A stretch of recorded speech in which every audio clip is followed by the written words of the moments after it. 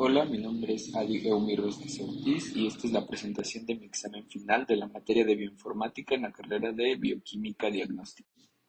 El problema tipo A número 1 dice: nos envían a un hospital una muestra de sangre de un paciente para que ayudemos con el diagnóstico. Al parecer tiene una enfermedad causada por un microorganismo. ¿Por cuál? Para poder solucionar el problema, extraemos ADN genómico a partir de la sangre del paciente y hacemos una PCR utilizando unos cebadores diseñados para amplificar la región ITS1. Esta región ha sido ampliamente utilizada para clasificar todo tipo de organismos y se dispone de numerosas secuencias en la base de datos. Una vez obtenida la PCR, le enviamos a secuenciar y obtenemos la secuencia para un fragmento del ITS1. La pregunta es: ¿qué programa convendría utilizar para la búsqueda y en qué base de datos? Bueno, pues utilizaríamos BLAST debido a que se nos proporciona la secuencia para un fragmento del espaciador transcrito interno ITS1 y el análisis en el alineamiento de secuencias se empleará para saber si esta secuencia obtenida en el laboratorio ya ha sido reportada en la base de datos. Esto nos permitirá saber a qué microorganismo pertenece la secuencia. Como se nos proporciona una secuencia de nucleótidos, emplearemos la versión BLAST-N o Nucleotide BLAST, que compara nucleótidos con una base de datos de nucleótidos. Entonces, en primera instancia, lo que debemos hacer es seleccionar este apartado, Nucleotide BLAST. Posteriormente se nos despliega una ventana en donde debemos insertar la secuencia FASTA del fragmento ITS1. Y bueno, una vez que la insertamos, nos arroja una serie de resultados. Primeramente nos arroja una tabla en la que obtenemos datos generales de la búsqueda. Tenemos el título de la búsqueda, que es el fragmento ITS1. Tenemos el tipo de molécula, que en este caso es DNA, una longitud de 394 nucleótidos. Y posteriormente, en la parte de descripción, nos enlistan las secuencias que producen alineamientos significantes.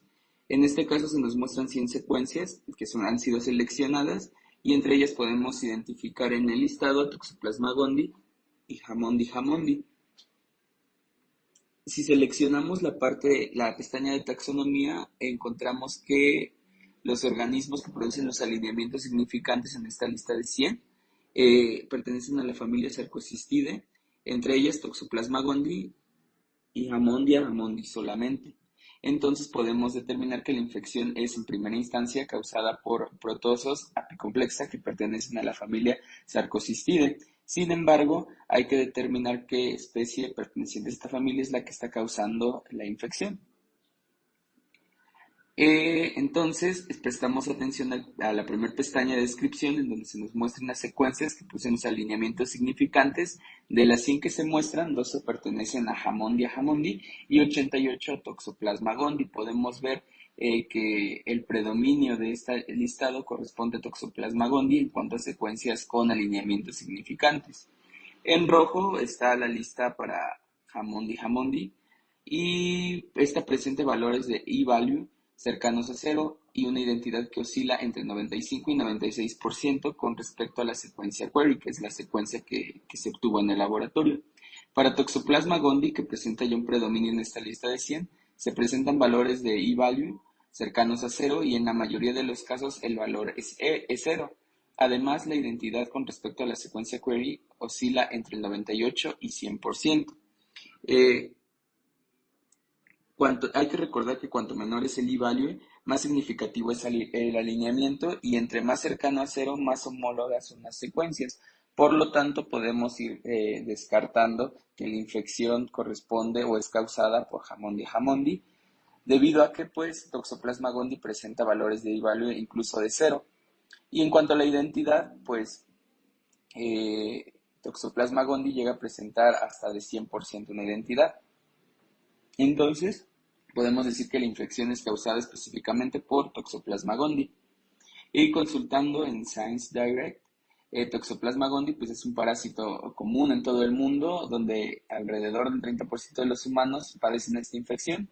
Es poco común que la toxoplasmosis adquirida llegue a provocar algunos problemas de relevancia clínica en personas con una buena respuesta inmune. Sin embargo, sí es clínicamente relevante en personas que se encuentran inmunocomprometidas. La siguiente pregunta nos dice, teniendo en cuenta que la tasa de error en la secuenciación se encuentra alrededor del 2%, ¿convendría gastar dinero en amplificar y secuenciar otras secuencias para asegurarse de que la especie del microorganismo o es suficiente con lo que hemos obtenido? La respuesta es no es conveniente realizar más secuenciaciones debido a que los resultados de los alineamientos indican valores más cercanos a cero e identidades más cercanas al 100% para Toxoplasma gondii con respecto a Haemophilus haemondi. Además, de acuerdo con la incidencia por infecciones por Toxoplasma gondii, pues existe una mayor probabilidad de que este sea el origen de la infección. El problema B tipo 4 nos dice, la siguiente secuencia pertenece a Sonic Hedgehog, una proteína clave en la embriogénesis y organogénesis del cerebro y extremidades de muchas especies vertebradas. Te dan una secuencia de esta proteína que sufrió 3 mutaciones. Te piden que determines qué tipo de mutaciones son, cómo afectan a nivel de nucleótidos y por último, si la proteína se ve afectada y cuáles son los cambios de los aminoácidos. Para eso tienes que determinar el marco de lectura abierto, es decir, desde el codón de inicio, que es para metionina, hasta el codón de paro. Para resolver este problema, primero busqué la secuencia de Sonic Hedgehog sin mutaciones en GenBank, y aquí muestro el formato FASTA de la secuencia. Y una vez que se tienen las dos secuencias de la proteína, la que no tiene mutaciones y la que tiene mutaciones, que fue la que nos proporcionaron inicialmente, realicé un alineamiento de ambas en BLASTn. Esto con el fin de conocer la localización de las 3 mutaciones en la secuencia que nos fue proporcionada. Y los resultados de del alineamiento nos indican que este alineamiento comienza desde el nucleótido 191 y termina en el 2390 de la secuencia query, es decir, la que no tiene mutaciones, abarcando en un 47% de esta. Como el e-value es cero, podríamos decir que hay homología en las secuencias y existe una identidad del 99%, pues se alinearon 2197 de 2200 nucleótidos. Los 3 nucleótidos que no fueron alineados corresponden a las mutaciones. Y bueno, aquí se muestra el formato de este alineamiento. Tenemos entonces la localización de las 3 mutaciones. La primera mutación se localiza en la posición 232 de la secuencia query, la secuencia no mutada, y en la posición 42 de la secuencia que presenta la mutación. La segunda mutación se encuentra en el nucleótido número 274 de la secuencia sin mutación y en la posición 84 de la mutada. La tercera mutación se localiza en la posición 863 de la query y en la posición 673 de la que presenta esta mutación. Otra forma de visualizar de una manera más fácil la distribución de las mutaciones en las secuencias es con la herramienta de MSA Viewer o visualizador de alineamientos de secuencias múltiples. Aquí muestro que la primera mutación se localiza en el nucleótido número 42. Ocurrió un cambio de adenina por guanina, es decir, una transición. Para saber si esta mutación afecta a la proteína, utilicé la herramienta ExpaSy Translate, en donde al introducir el formato FASTA de las secuencias obtuve la secuencia de aminoácidos. Y bueno, en la primera mutación observamos que la transición provoca que se genere glicina, a diferencia de ácido glutámico como en la secuencia original. Sin embargo, esta mutación no afecta a la proteína debido a que no interfiere en los marcos abiertos de lectura. Para analizar la segunda mutación realicé el mismo procedimiento. La mutación se encuentra en el nucleótido número 84 y observamos que es una deleción.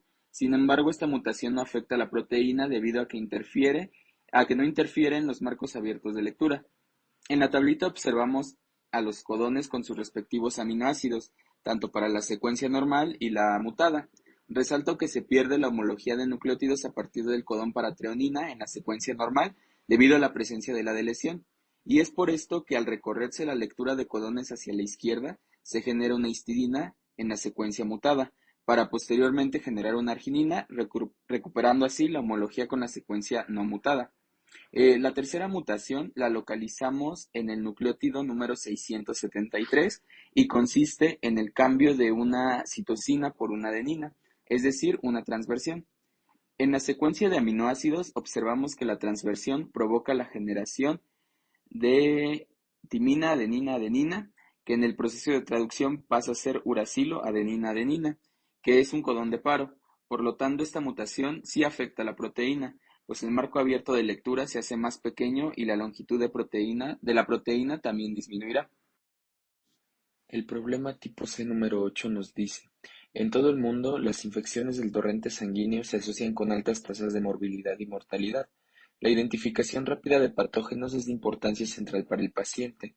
Por esta razón se te solicita realizar el diseño de una PCR multiplex para identificar un grupo de bacterias incluyendo Enterococcus, Pseudomonas aeruginosa, Staphylococcus, Acinetobacter baumannii, y como control interno se te pide utilizar A16S, rDNA y Drosophila melanogaster.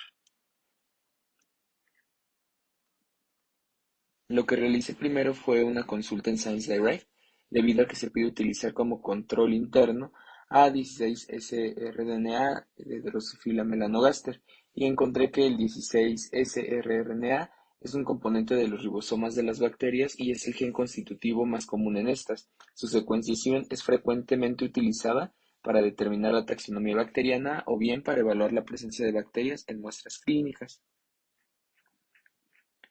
Una vez hecho esto, realicé una búsqueda de todas las secuencias en GenBank, tanto para el control interno como para cada una de las bacterias listadas en el problema. Posteriormente comencé con el diseño de los primers en Primer Quest Tool. Primero, aquí muestro el diseño para el control interno y posteriormente realicé un análisis de estos primers con OligoAnalyzer. Primero aquí tenemos el análisis del forward, cuyo contenido de guaninas y citocinas es del 43.5%, y en el análisis de hairpins los parámetros tanto de delta G y de TM no presentan una evaluación significativa. Con respecto al self-dimer, los valores negativos de delta G no se agrandan más allá de -6 y por tanto este primer es aceptable. En cuanto al reverse, el contenido de guanina y citosina es del 40%, y en el análisis de los hairpins, los parámetros de delta G y TM no presentan elevaciones significativas.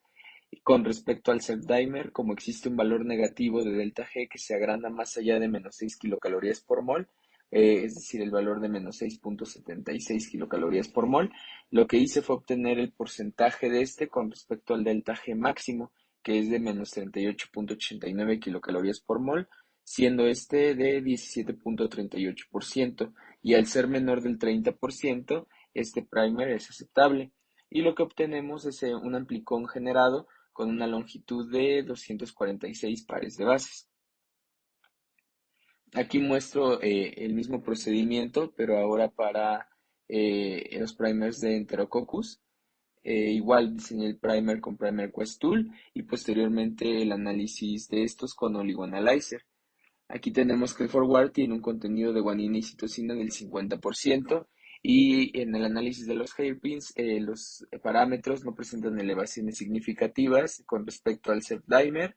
Los valores negativos de delta G no se agrandan más allá de -6, por tanto este primer es aceptable. En cuanto al primer reverse, el contenido de guanina y citosina también es del 50%, y en este caso los parámetros tanto delta G y TM no presentan una elevación significativa en la sección de hairpins. Con respecto al Z-dimer, como los valores negativos de delta G no se agrandan más allá de -6, este primer también es aceptable y el amplicón generado tiene una longitud de 374 pares de bases. Posteriormente tenemos igual el mismo procedimiento para obtener los primers de Pseudomonas aeruginosa, y tenemos aquí el análisis que nos indica que también el primer es aceptable debido a que no hay elevaciones significativas en los parámetros que evalúan a los hairpins, y con respecto a los self-dimer también los valores de delta G no van más allá de -6, por tanto también este primer es aceptable. En cuanto al primer reverse, tenemos un contenido de guanina y citosina de 47.6%. Para los hairpins, los parámetros delta G y TM nos dicen que eh, no presentan elevación significativa y por tanto el primer es aceptable, pero con respecto al self-dimer, como existe un valor negativo de delta G que se agranda más allá de -6 kilocalorías por mol, un valor de -9.28 kilocalorías por mol, lo que hice fue obtener nuevamente el porcentaje De este con respecto al delta G máximo, que es de menos 38.89 kilocalorías por mol, y lo que obtengo es un porcentaje del 24.06%.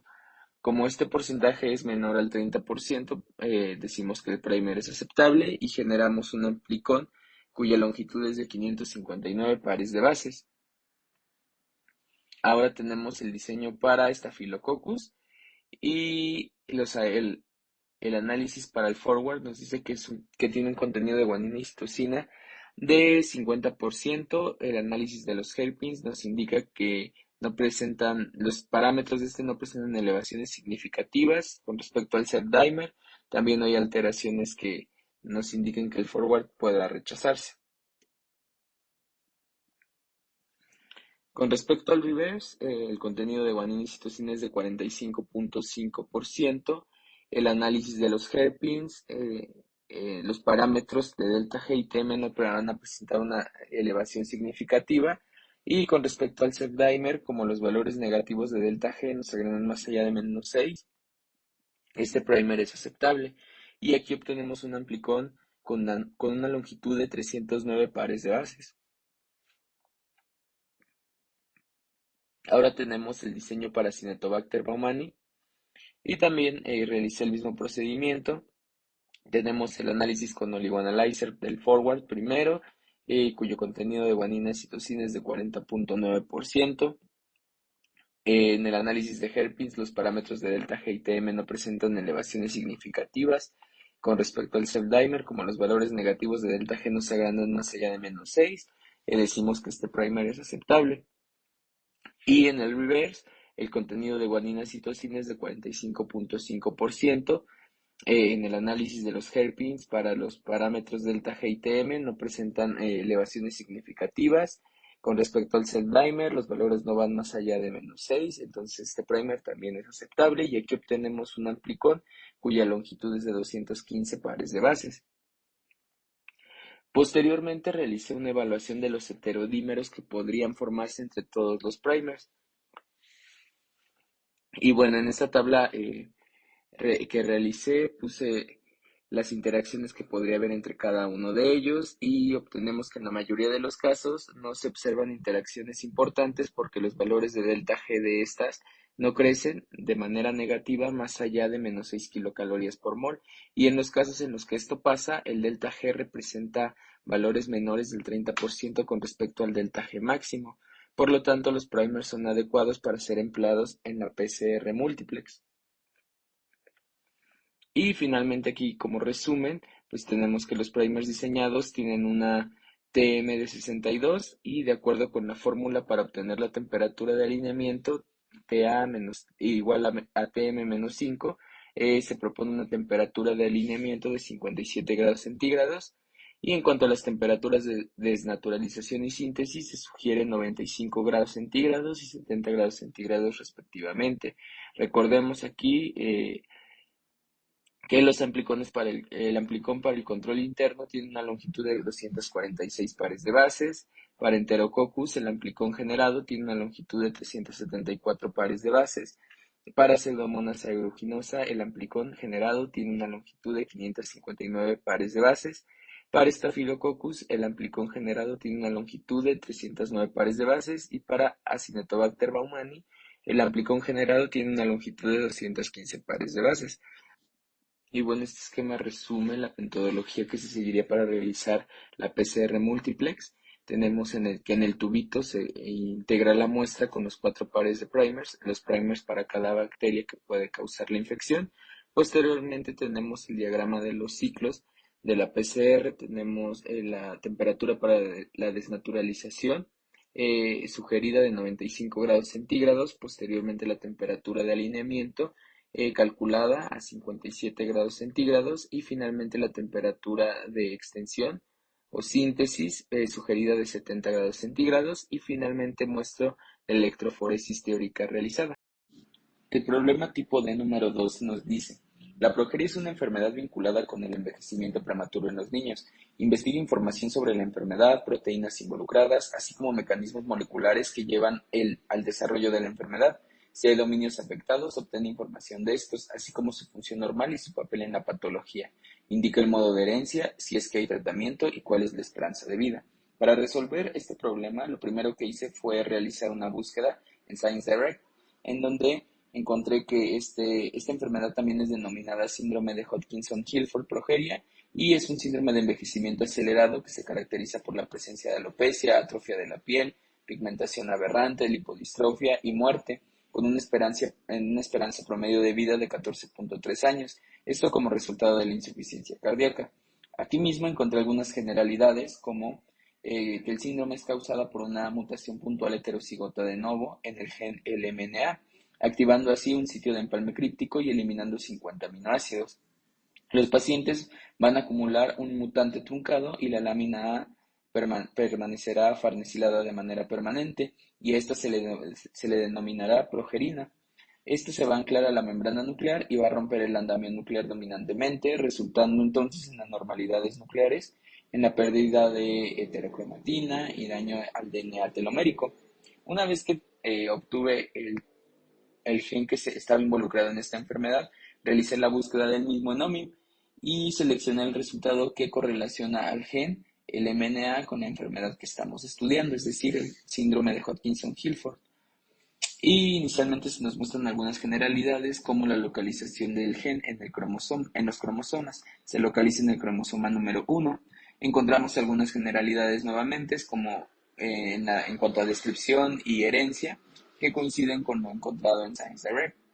En cuanto a la incidencia, tenemos que 1 de cada 8 millones de recién nacidos en Estados Unidos entre los años 1915 y 1967 y de 1 por cada 4 millones de recién nacidos en los Países Bajos entre los años 1900 y 2005.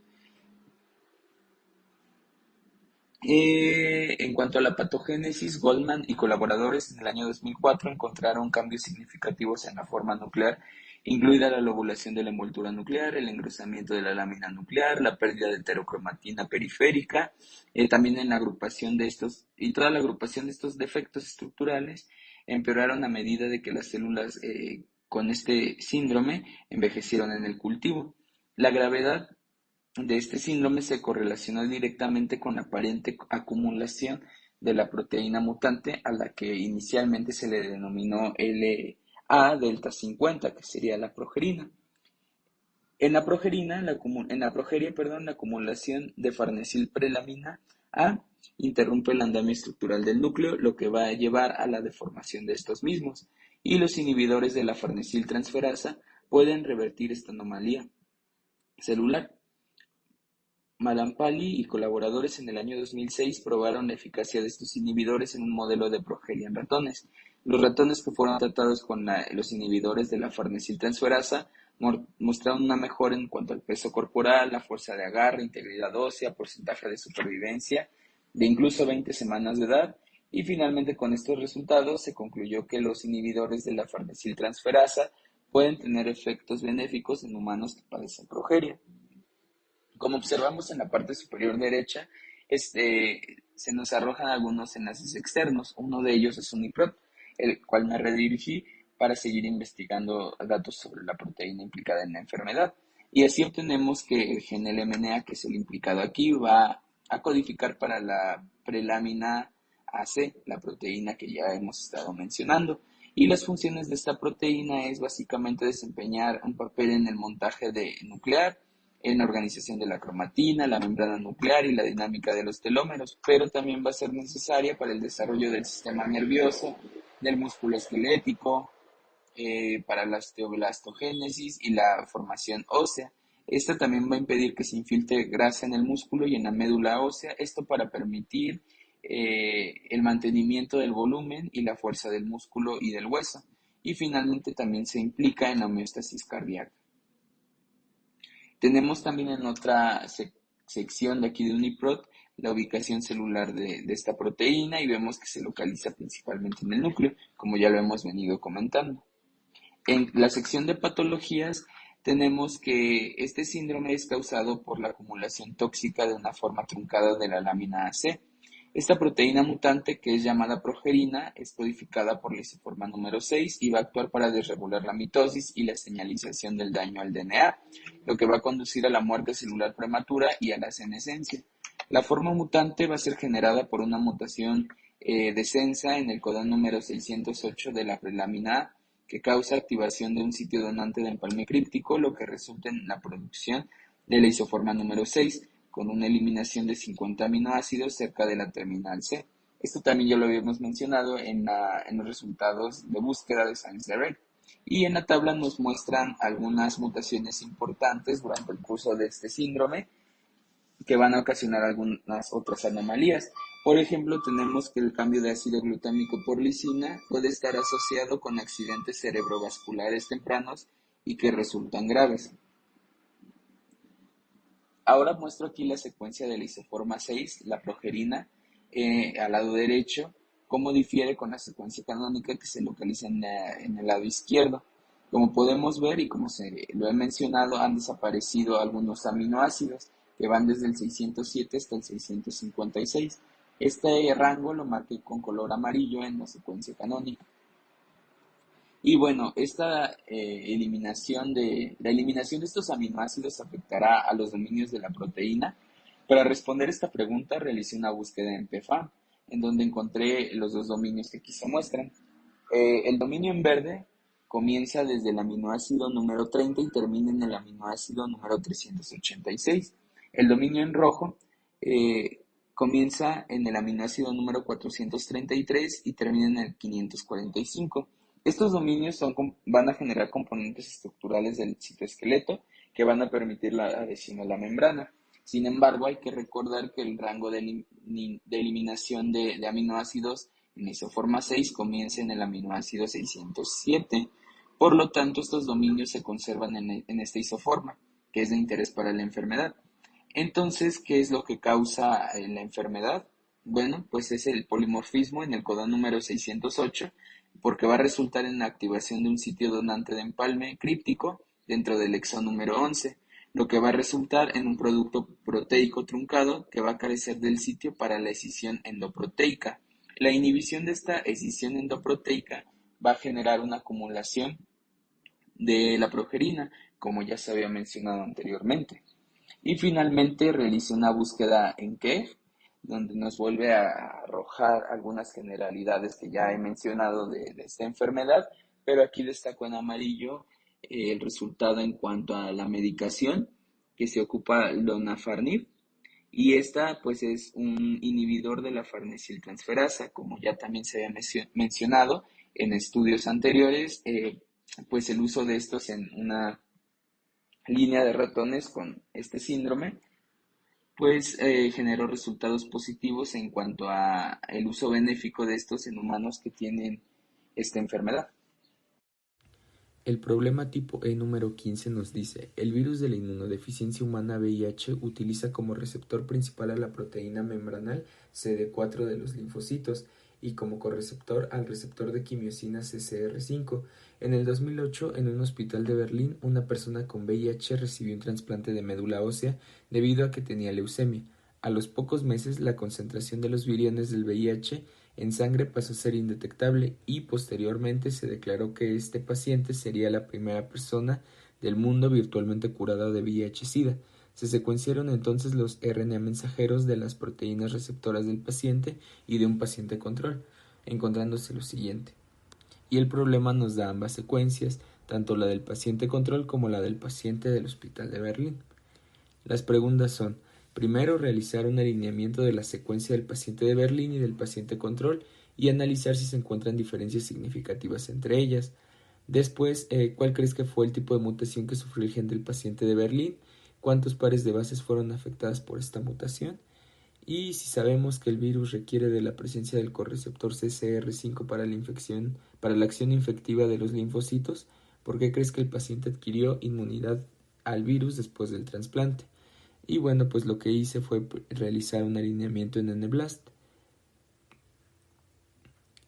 Y los resultados aquí se muestran. Tenemos que el alineamiento de la secuencia del paciente de Berlín coincide en un 99% con la secuencia del paciente control. Encontramos un i-value de 0, por lo que podemos hablar de secuencias homólogas con una identidad del 99.96%. Aquí se muestra el formato del alineamiento en donde podemos ver que ocurre un cambio de guanina por una timina, por lo tanto esta mutación consiste en una transversión.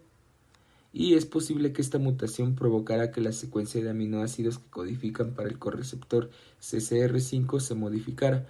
Por ello, la síntesis de este pudo verse afectada y debido a que el virus requiere de este correceptor para ejercer su acción infectiva, el paciente adquirió inmunidad. Después nos preguntan que si tenemos en cuenta que se trata de RNA mensajero codificante para una proteína, ¿cómo se vio afectada la proteína en el paciente por el proceso de mutación? Justifica tu respuesta traduciendo ambas secuencias y comparando la proteína producto de cada una de ellas y contesta las siguientes preguntas. Primero, ¿cuántos aminoácidos hay iguales entre las proteínas y qué sucedió con los aminoácidos a partir de la posición de la mutación? ¿Afectará eso a la función de la proteína en el paciente? Y finalmente, ¿qué dominio se ve específicamente afectado por la mutación y qué rol juega en la función del receptor CCR5 de quimiosinas? Para resolver esto realicé un análisis en XPath y Translate, en donde introduje las secuencias que inicialmente nos dieron para obtener así la secuencia de aminoácidos, y podemos observar que los primeros 184 aminoácidos del marco de lectura abierto son iguales en ambas proteínas. A partir del aminoácido 185, en donde ocurre un cambio de serina por isoleucina, la secuencia de aminoácidos es diferente. Esta mutación sí va a afectar a la proteína, porque el marco de lectura cambia y se reduce la secuencia. Finalmente, para ver qué dominio se veía afectado, y realicé una búsqueda en PIFAM, en donde encontré este dominio que se muestra. O podemos observar que este dominio abarca del aminoácido número 47 al aminoácido número 297. Recordemos que la mutación ocurre en el aminoácido número 185, que es una sustitución de serina por isoleucina. Entonces, esta mutación sí va a afectar directamente el dominio. Y bueno, con respecto a la información de este dominio, tenemos que este es un receptor de transmembrana perteneciente a la familia de rodopsinas. Y bueno, es posible que esta mutación dé como resultado cantidades reducidas de la proteína en la membrana y por lo tanto esto se puede asociar con una susceptibilidad reducida a la infección planteada por VIH.